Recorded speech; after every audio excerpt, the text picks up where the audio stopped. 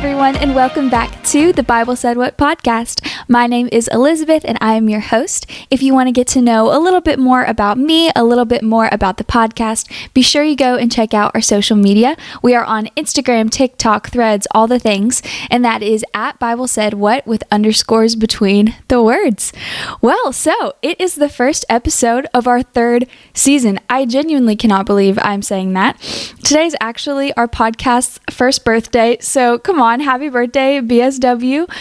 It has just been such an amazing year, such a blessing. I've just loved seeing how the Lord has, grown me through this whole process. I've met the most amazing people, heard the most amazing stories and testimonies, and I cannot wait to see what He does with this podcast in the future. So if you've been here since day one, thank you for supporting and just, being here along the crazy road. It's definitely been a year of learning and definitely been a year of growth. Whenever I started this podcast, I had no idea what I was doing. Let's be honest, I still don't fully know what I'm doing. But yeah, I'm like the least technologically inclined person that I know. But hey, guess what? The Lord works through our brokenness, right? He works through our mistakes. So all that being said, just thank you. And yeah, today's a day where we get to celebrate that. I have loved the past 2 seasons of our podcast. They have been so much fun, I will say, but one thing that I'm really excited for in this third season is bringing kind of a sense of cohesiveness. Season 1, we had that because we had our series on the fruits of the Spirit. If you have not listened to that, highly recommend. Plus, it's kind of fun to go back and hear us basically learning how to do a podcast. You know what I mean? And just seeing, all of the fun little bumps in the road. But season 2 was crazy, because I was literally all over the world, and so I didn't have a lot of time to really sit down and plan out a series or a theme, anything like that. So for our third season, that's kind of what we're doing, is we're bringing in a common theme. The first series that we have up, we are beginning today, and that first series is on relationships, more specifically how we can pursue righteousness through living in right relationship with the people around us, and with ourselves and with God. So I'm very, very excited. We're starting off today talking about how we can pursue righteousness through taking care of ourselves and how we can set boundaries in our life to protect ourselves and others. And then I recorded a podcast with one of my professors earlier in the week about Sabbath, so how we can pursue righteousness through living in right relationship with God through resting and dwelling with Him. It was the most amazing conversation. Be sure you go and listen to that one. That one will come out next week. So excited. And then I'm going to record one with my besties, and we're going to talk about biblical friendship, how to handle conflict in biblical friendships, and with conflict in friendships that the other person is not a believer, because that is a completely different, a whole different ball game. So yeah, got some really exciting things coming up for this season. I'm pumped. All that being said, let's get into it. I want to begin starting off this series with talking about what is righteousness. What is the definition of righteousness? So the quote-unquote worldly definition of righteousness from the good old Oxford Dictionary is the quality of being morally right or justifiable. And that's not incorrect. I mean, righteousness is living in a right way, in a morally correct way. But I really like the biblical definition of this and what righteousness looks like for a Christian. I really like how, Christianity.com classic defines it. They said it's the quality of being right in the eyes of God in our character, conscious conduct, and command. I really like this because it shows how we pursue righteousness in every aspect of our life. It's not just in our actions. It is not just in our minds. It's a heart posture. Pursuing righteousness is something that should take every aspect of our lives. And it showed how we are called to righteousness in every single aspect, in every single way, and how it should just naturally be a part of our Christian walk. And of course, we live in a broken world, and so that can be very difficult. And so that's kind of what this season revolves around, is how do we pursue righteousness through the brokenness? So today we are starting off with how we can pursue righteousness through living in right relationship with our own hearts, stewarding and guarding our own hearts. And today we're going to do that through talking about setting boundaries through the lens of, okay, how do we say no to things in love? Now, we are preaching to the choir here, okay? Because I like to consider myself a recovering people pleaser. if you know what I mean. And setting boundaries looks different for everyone, and there are different scenarios where you need to set boundaries. If you are like me, the main aspect of your life in setting boundaries is saying no to things. One of the most helpful things a professor has ever told me is that no is a full sentence. You can say no to things and you don't have to necessarily say why. You can just say no in love.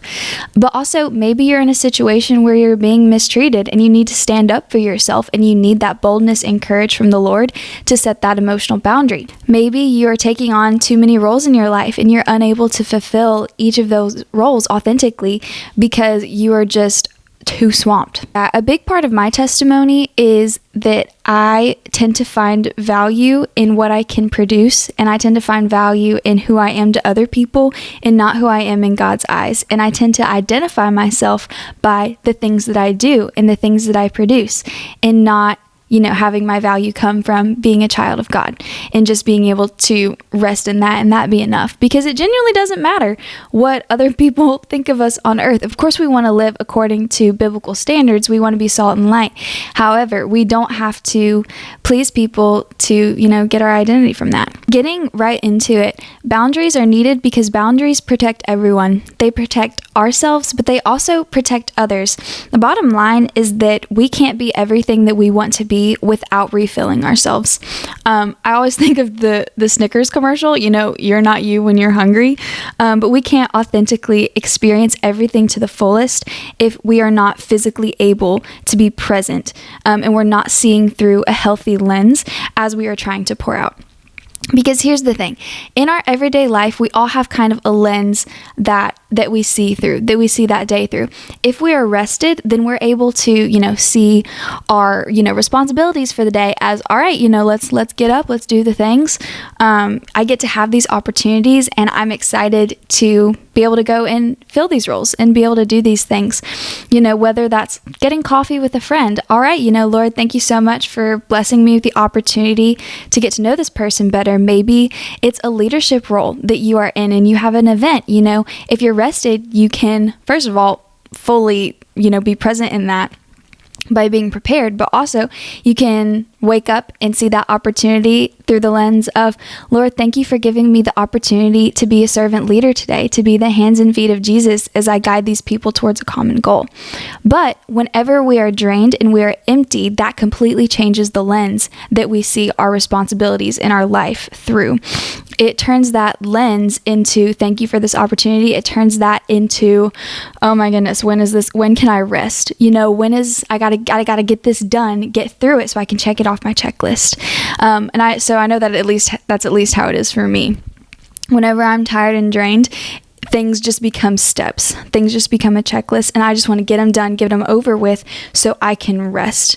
And the biggest thing to remember is that we have victory over the enemy, and so the enemy may not be able to harm us, but he can make us busy.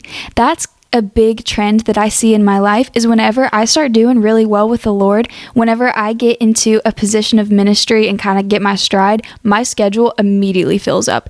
And it can be things that are on the outside that are very good, but good things can be distractions too. And that's kind of what I see in my life. And that's why I think it's such an important topic to talk about, is so we can develop a mindset of awareness when that happens to prioritize rest.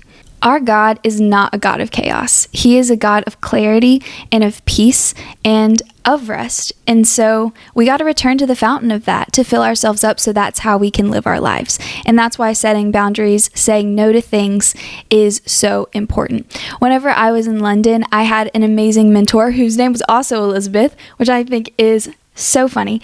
But she's amazing, and she poured into me so much. And one of the pieces of advice that she gave me is, she's a big agenda person, a big calendar person. And she was like, go ahead and write in your calendar, write in your agenda, a little space that's just for rest, that is just for you hanging out at home, dwelling with the Lord, doing something quietly that fills you and just being still with the Lord.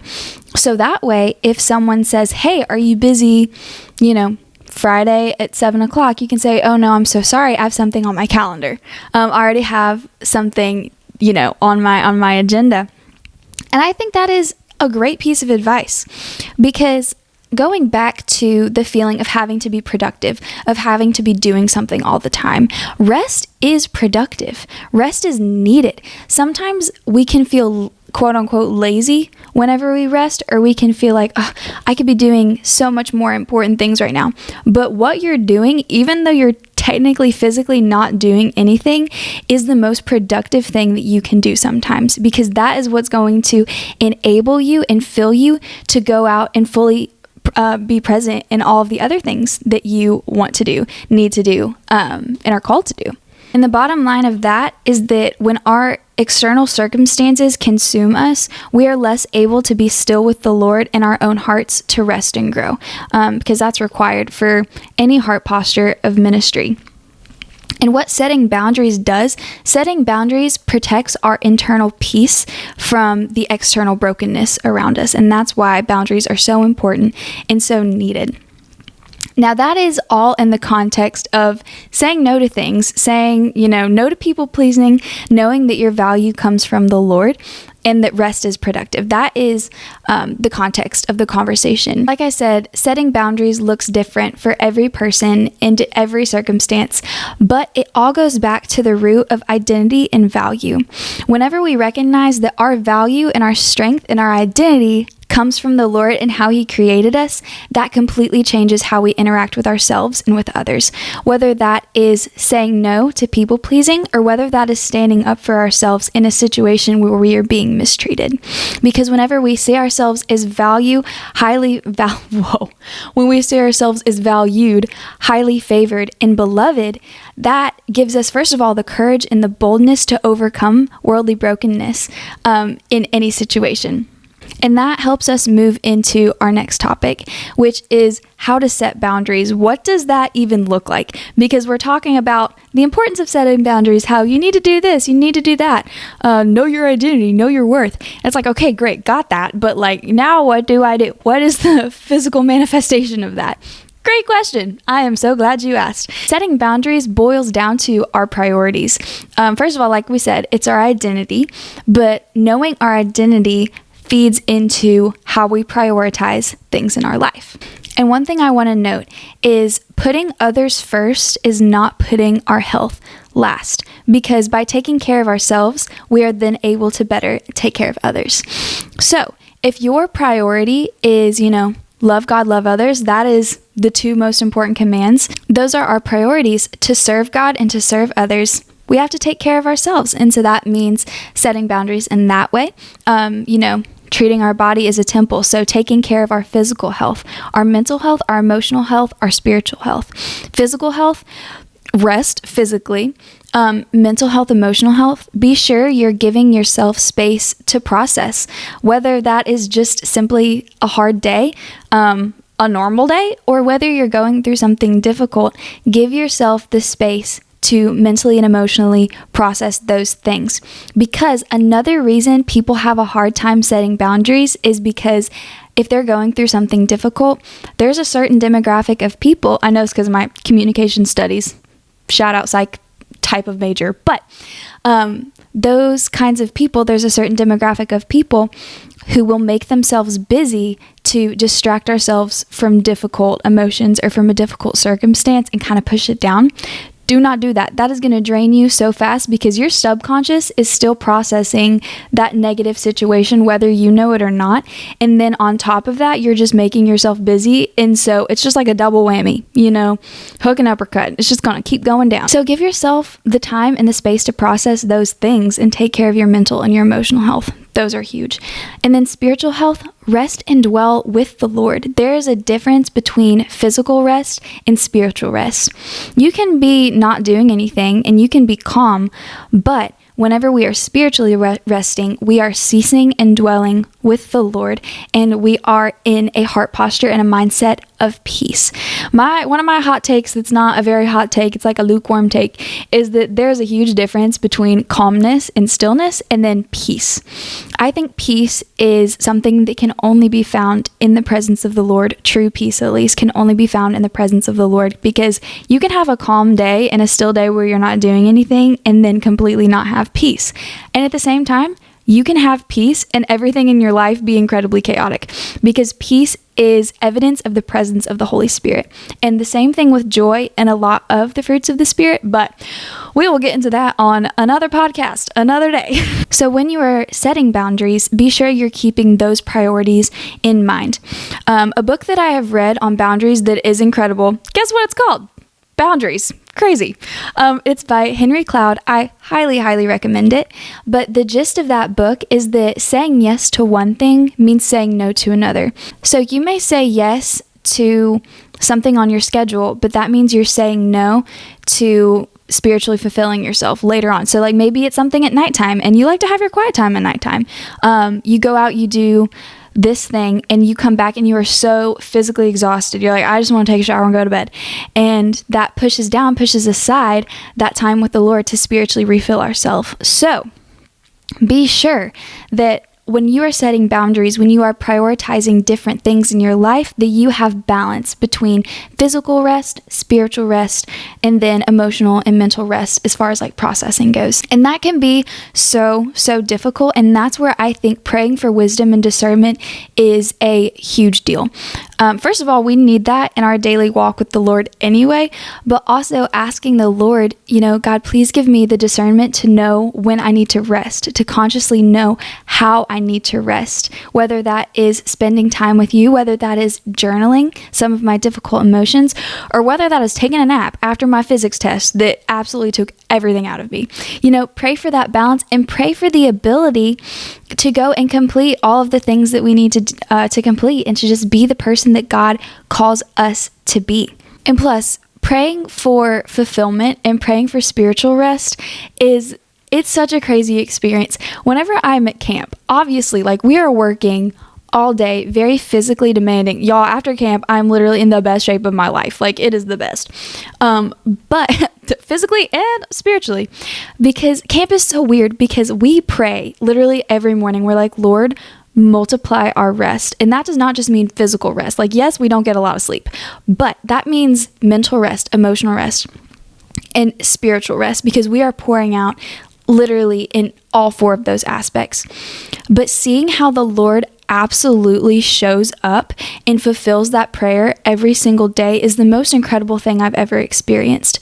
Because we are so empty. We are physically, there's nothing left in the tank. But seeing how God absolutely intervenes and moves despite our brokenness, despite our, exhaustion, it's incredible. So if you're in a season of busyness, I highly recommend praying that prayer, whether it's Lord, multiply my physical rest, multiply my emotional rest, mental, whether it's any of those things, I highly recommend praying that prayer and just absolutely watch how the Lord shows up in your life and just fulfills every single aspect. It is so cool. So how does this all tie back into the theme of righteousness? How does this tie back into living in right relationship with God, ourselves, and others? The summary is just, first of all, it protects and guards our hearts because it gives us the space to rest. It guards other people's hearts because we are then able to fully show up for them in whatever way the Lord calls us to. And third, it gives us a space to rest with God and grow spiritually. So overall, boundaries do protect every type of relationship in our life. Even though this podcast is in the context of guarding our own hearts, that's just because it starts with us and then it flows over into every aspect of our lives and of our relationships when it's done properly. Overall, boundaries protect our internal peace from external brokenness. And so we are able to be the person that God calls us to be. And setting boundaries starts with knowing who we are in Christ and having our value come from our identity as His child who He created to live in relationship with Him. And knowing that identity shapes our priorities in how we set boundaries, prioritizing all the aspects of our health so we are then able to pour into others. Well, that is all that I have for today. That was our first episode of the third season, first episode in the series. Thank you so much for joining me if you made it this far, and be sure you go like and subscribe, turn on those notifications so you do not miss another episode of this series. I promise you are not going to want to miss a single one.